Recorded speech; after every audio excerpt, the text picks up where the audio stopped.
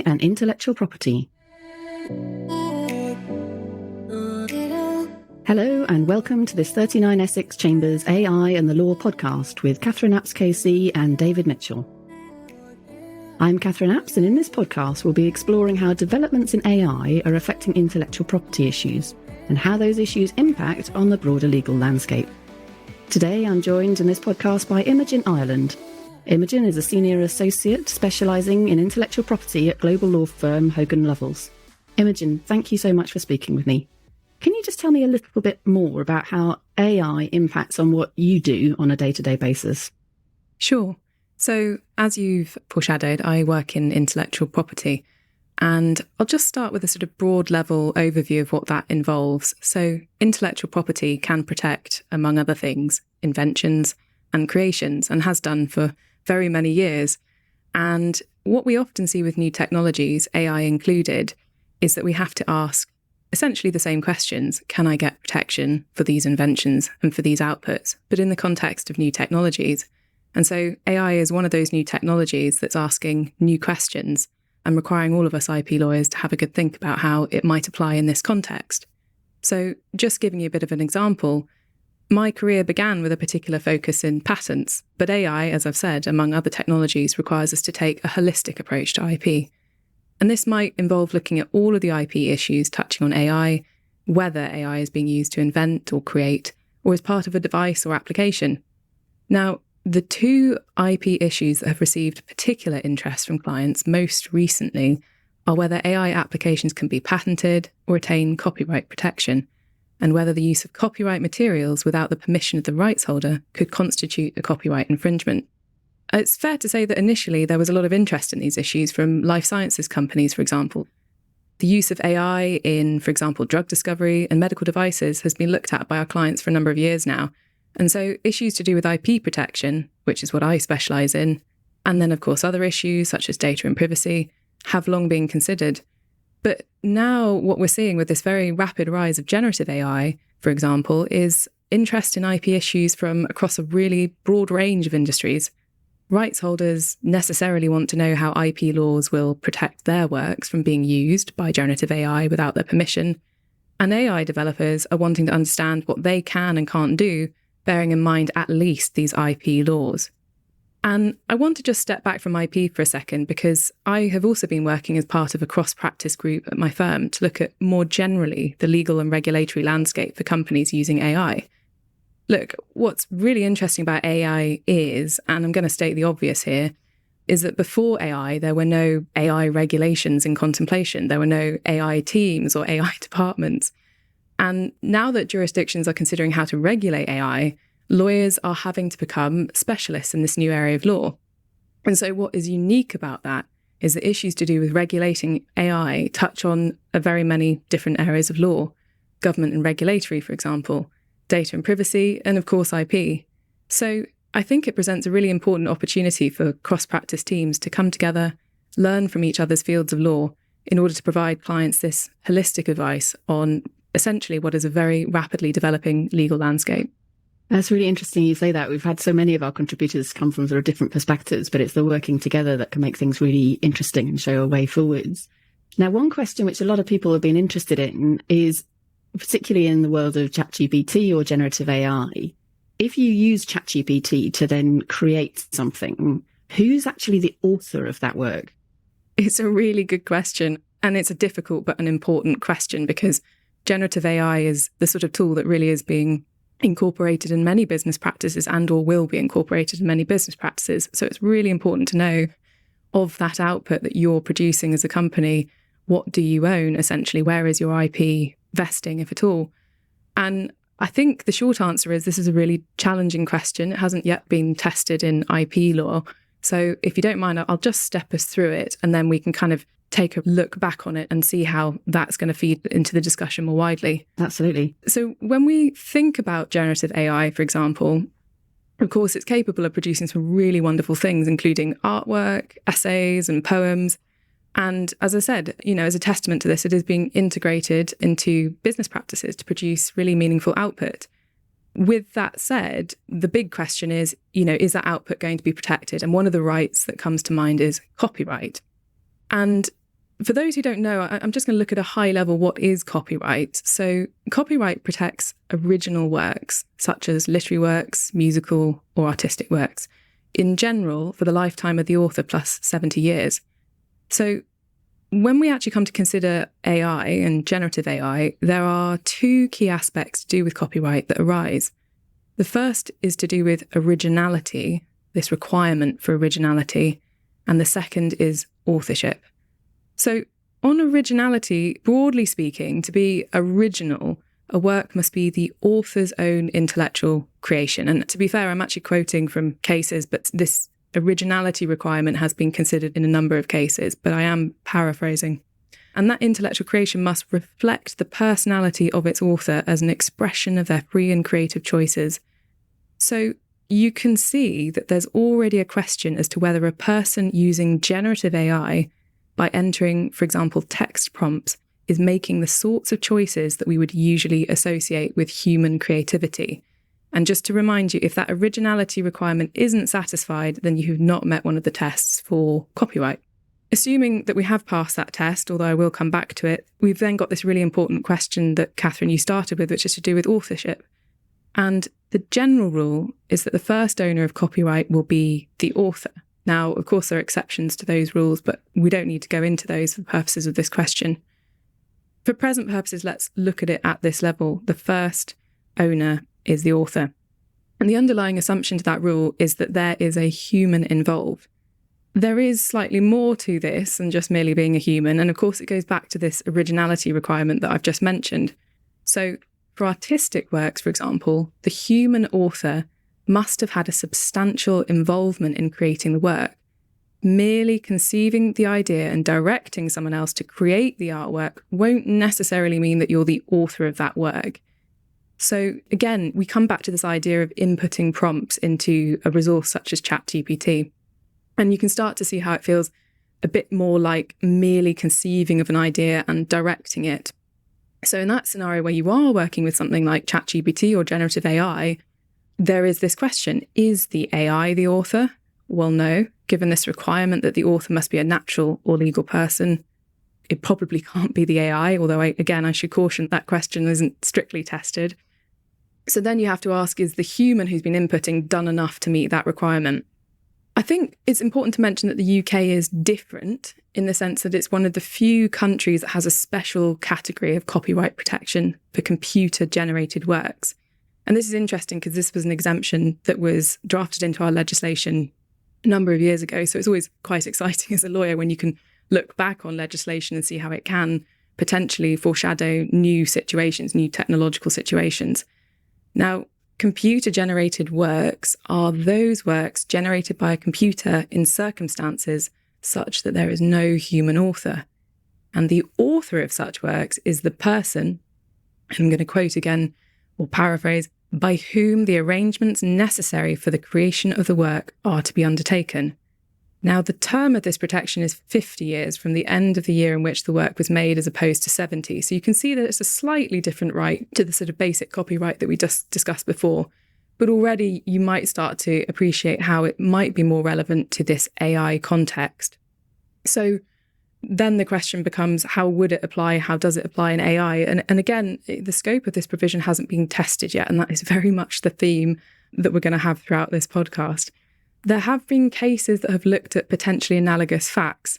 So, for example, in one case to do with video gaming, there was a question, concerning the authorship of composite frames in a video game.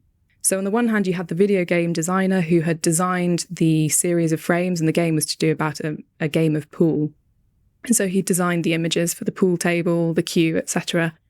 And then on the other hand, you had the player who was obviously directing these images by playing the game, by sort of virtually picking up their cue, if you will.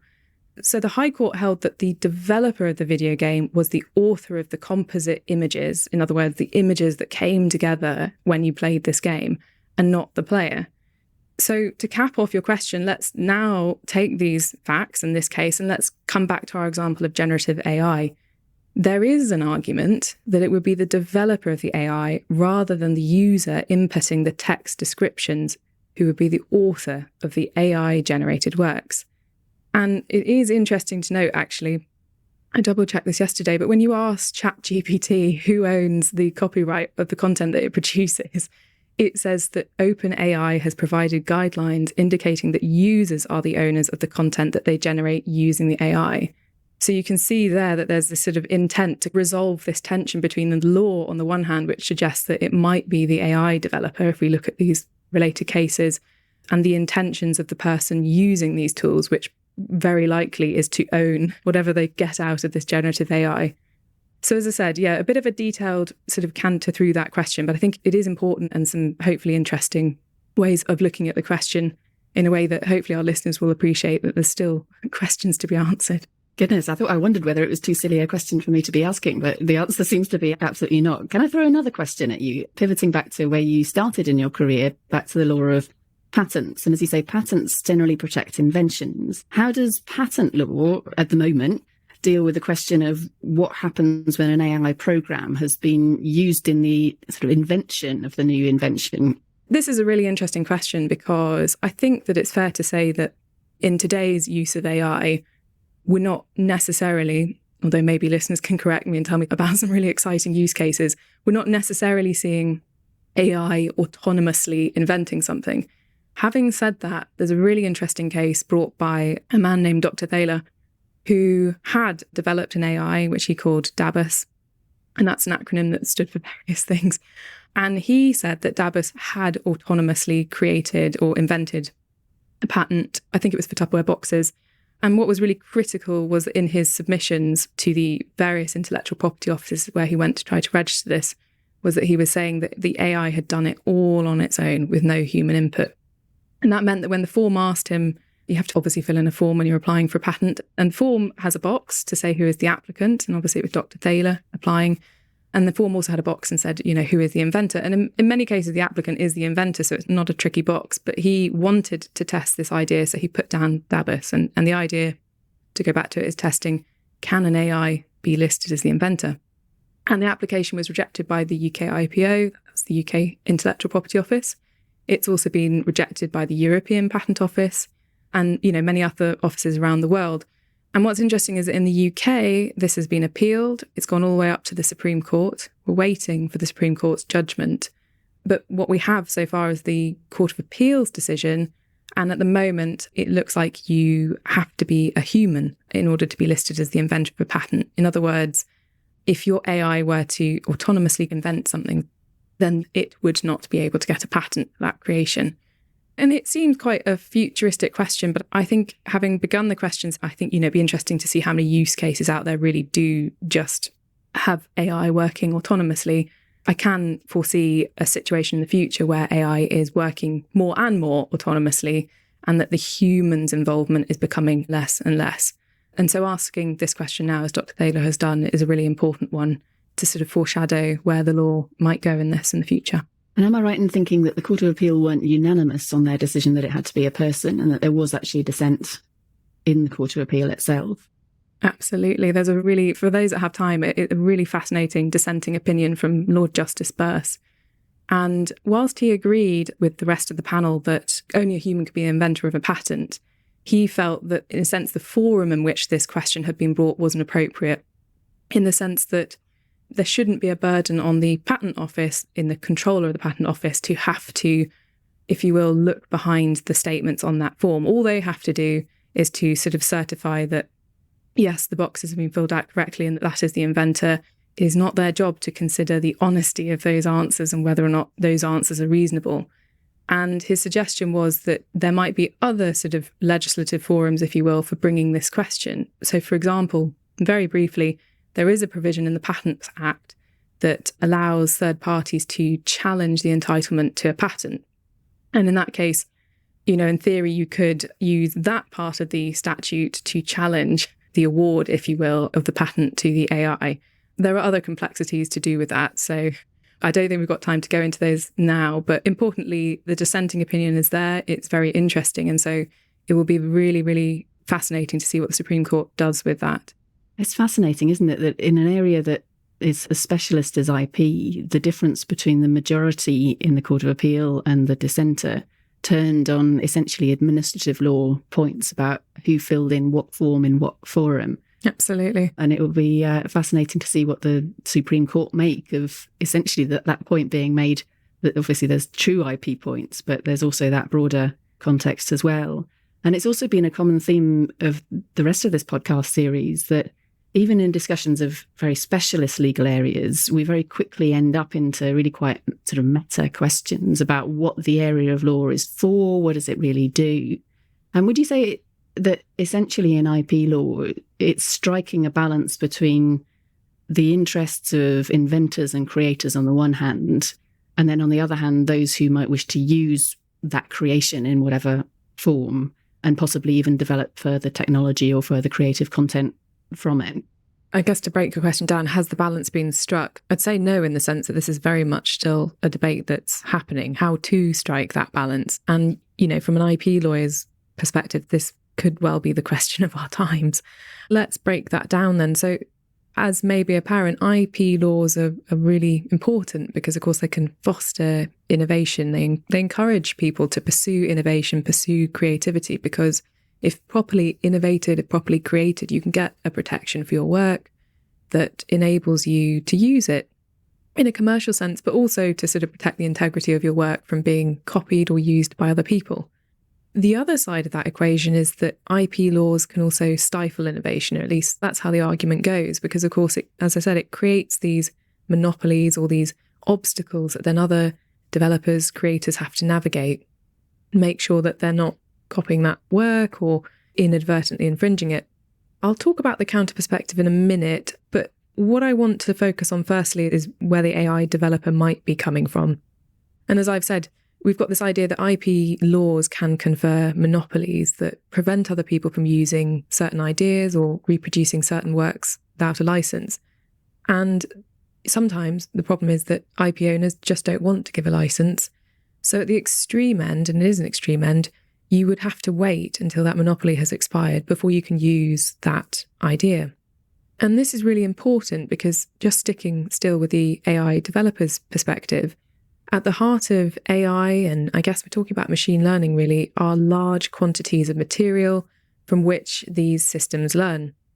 For example, there are, text from articles, websites, books, pictures, and you can see already that a number of those works are very likely to be protected by IP, such as copyright. And that would mean that use of those materials without the rights holder's permission could constitute an infringement that could be blocked by a court. And so, this is a question that the UK Intellectual Property Office has been very interested in, and they have been conducting consultations over the last couple of years on a great many of our most pressing IP questions. And one of the questions they asked was whether there should be an exemption for copyright infringement where materials are mined for the purposes of training an AI. And you can see how the intention behind that was to, I suppose, free up the landscape a bit for AI developers, allow them to develop without fear of infringement. And so initially, the suggestion from government was that such an exemption should be created, and as I said, that would have conferred advantages to AI developers for sure. But this proposal was very quickly retracted, and to understand why, we now flip to the other perspective, which is, of course, the rights holder's perspective. It's really important to acknowledge that the creative industry is one of the UK's most important industries. It's globally respected. And so from a rights holder's perspective, if an AI was allowed to mine that creative output essentially for free and to turn it potentially into competitive, possibly money-making output, then this would undermine the effort that had gone into the original creative work. So the question is what to do. And as I said, the government pulled its original recommendation for this exemption. And as matters stand, there is a copyright exemption if text and data mining is done for research purposes and not for profit. But this question of, how to balance the interest between the AI developers on the one hand, the rights holders on the other, is still very much being considered by the UK Intellectual Property Office and government. We're awaiting their decision on this. Some of the ideas in the meantime that we're seeing coming through are that licensing could and should be made much easier so that AI developers can approach rights holders for a license, and to facilitate that whole process to hopefully sort of speed it up and mean that an AI developer isn't sort of slowed down. Another suggestion is that AI companies should have to disclose which materials they use to train the AI, possibly tagging the original authors. I think, many in this audience, many of our listeners will appreciate the complexities of doing that. I mean, in some cases, generative AI can produce output that comes from multiple sources. So the idea of multiple tags could be quite a difficult one to navigate. So it can be appreciated that there are complexities to the solution. Returning to your question, has the balance been struck? Not yet, I don't think, in my personal views, but it's very much something that everyone is watching and seeing how it evolves. Fascinating. Can I pick up on points about licensing, but a slightly different one than the one that you just spoke about? There's lots of companies not in the IP world who are seeing, receiving a lot of marketing from companies that are seeking to license to them technology involving AI for a fee. One of the issues that companies often find is that when they ask, what does the product actually do? How does it actually do it? What's it going to use our confidential information for? The company then says, well, we can't tell you chapter and verse because of IP. How can the buyer actually know what it is that they're buying, and also how its own material is actually going to be used by the technology that it's buying a license for? That's a very difficult question. I mean, it goes to the heart, as you say, of confidential information and how that feeds through in this process. I mean, I think let's start by saying, looking at context where this question becomes really important. And one of those contexts, as we've already touched upon, is IP infringement. So if you're the licensee and you're looking at licensing this AI tool, and this AI tool is or has been trained potentially on copyright materials, and licensee goes on to use that tool to reproduce works or to potentially, obviously, to produce their own output, but that output could also potentially be reproducing someone else's copyright material, then you could see that there is a risk for infringement because licensee is copying copyright material. That's at a very high level. So in that context, Catherine, your question about why is it important to know what's going on behind and the AI's processes is a really good one. How to do it? I mean, building in licensing provisions, I think it is important, but there is a sensitivity around this. For example, training sets can be incredibly broad and somewhat amorphous, so that even the AI developer might not be able to precisely pinpoint exactly which materials have been used to train the AI tool. And then we've got this other issue, which is that there might be a notional black box around the AI, meaning that the licensee just point blank might not get to look inside the AI processes to assess the data, the information, and ultimately to assess this infringement risk in this context. So unfortunately, I'm doing that sort of lawyer's thing where there's no straight answer to the question, and I've just explained to you why the question's really important on the other hand. Always nice to know that the question's good to ask, but I wonder if we can bring it down a level of practicality and think about what are the most important questions that commercial entities should be asking when they're considering buying a license for a product that they're told contains an AI element? Let's stick with the infringement scenario and I'll then look at others. So in that scenario, I think it might be appropriate for the licensee to ask questions like, how does your company ensure that the AI generated content doesn't infringe a third party's IP rights? And questions like that, are important to ask. And as we've just discussed, you might not get the answers that you need because of issues to do with the black box nature of AI, for example. So those questions might not get you the whole way. So then the licensing agreement, of course, can play a pivotal role in delineating those liabilities and expectations. For example, you could consider introducing terms that, at one extreme, that prevent the utilization of potentially IP protected material. So in other words, I'll license your tool, but you have to guarantee that no IP protected works have gone into the making of your tool such that it might create a risk for me.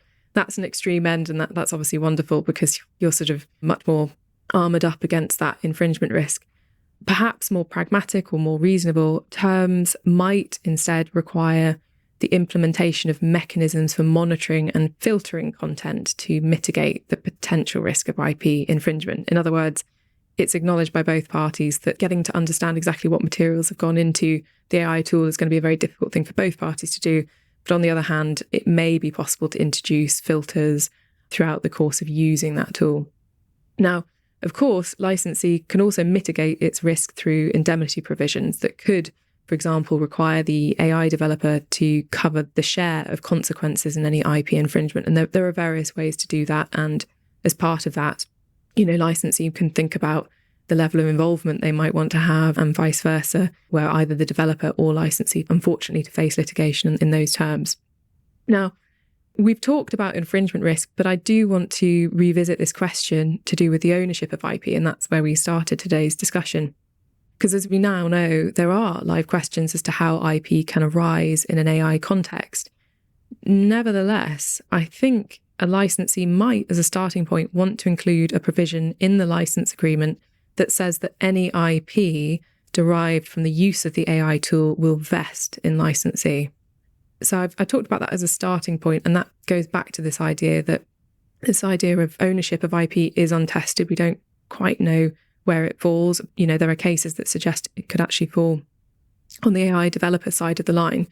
But introducing this starting point into the license might mean that there are some ways to essentially pull the IP back to the party that rightly expects to be able to own it. And it's worth casting our minds back to that ChatGPT provision we saw, where the intent there is very much to throw the IP back towards the user. Now, the situation is obviously a bit more complex than I've suggested, because I'm talking about output from an AI, and, listeners, I'm sure, will quite validly ask, yeah, but what output? I mean, output, how do you define that? There are so many different types of output, because we've got the literal output that comes from the AI, but then we've got potentially evolutions of the AI tool itself. In other words, when licensee uses the AI tool, might evolve, might improve. So who owns the IP in those improvements and those evolutions? And there's a sort of similar question to do with the training data. Again, if licensee is inputting information or even contributing to the training data that then gets fed back into the AI, who gets to own the training data or the IP that might arise from the training data in that context? I think it's sort of not contentious to say that the AI developer will probably expect to continue to own the underlying AI tool. And, it might also be reasonable to expect to own any evolutionary changes as well. But certainly I'd call this a sort of grey territory of output that really does need to be considered and addressed in any license agreement. Once parties have determined how they'll allocate the ownership of IP, they might also want to consider then the extent to which the other party gets to use that IP. So if we look at the extreme where the evolutionary changes of the AI tool actually go back to any IP and that goes back towards the licensee, the AI developer might still want to be able to use that evolved AI tool. And in that case, the license, there needs to be a cross-license going back in the other direction. So plenty of points to consider in the context of licensing AI, but those are just a few highlights, if you will.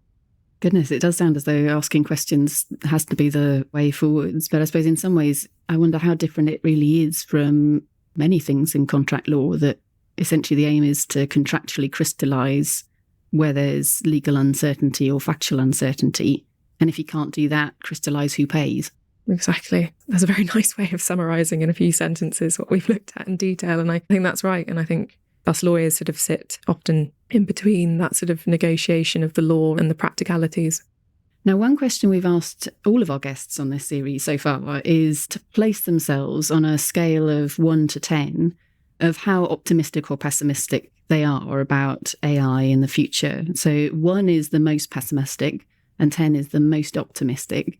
Can I push you for a number as to where you'd place yourself? And also if you want to explain to us why you've picked that number. Yeah, it's a really good question and it's a difficult one. So I'm not on the pessimistic end of the spectrum in the sense that I think that we have to accept that AI is coming and it is already being deployed in business practices. And so to be sort of pessimistic about that and about the challenges and risks that it presents, I think means that we're not necessarily going to be where we need to be to solve those challenges and risks. So I'd say I'm cautiously optimistic. I think if I have to give it a number, 6.5 to 7, tending to 7. Optimistic only in the sense that I do believe that the law plays a really important part in helping AI to be developed safely and ultimately, for the benefit of all of us. And I think assuming that is the goal that we as humans continue to protect over the decades that AI features in our life, then I am optimistic that we are in a good place to sort of have constructive discussions about how to do that. I think that makes me more of a pragmatist as opposed to an optimist or a pessimist. In other words, it's here and we really ought to think about it and deal with it. Excellent. Well, that's really, really interesting. You are, in fact, our first decimal point of the podcast series. Oh, gosh. Thank you very much for doing that. And thank you, Imogen Ireland, for joining us on this 39 Essex Chambers AI and the Law podcast. I'm Catherine Apps-Casey. If you want to listen to any other of the podcasts in this series, please go to 39essex.com or follow us on social media. Thank you so much, Imogen. No problem. My pleasure.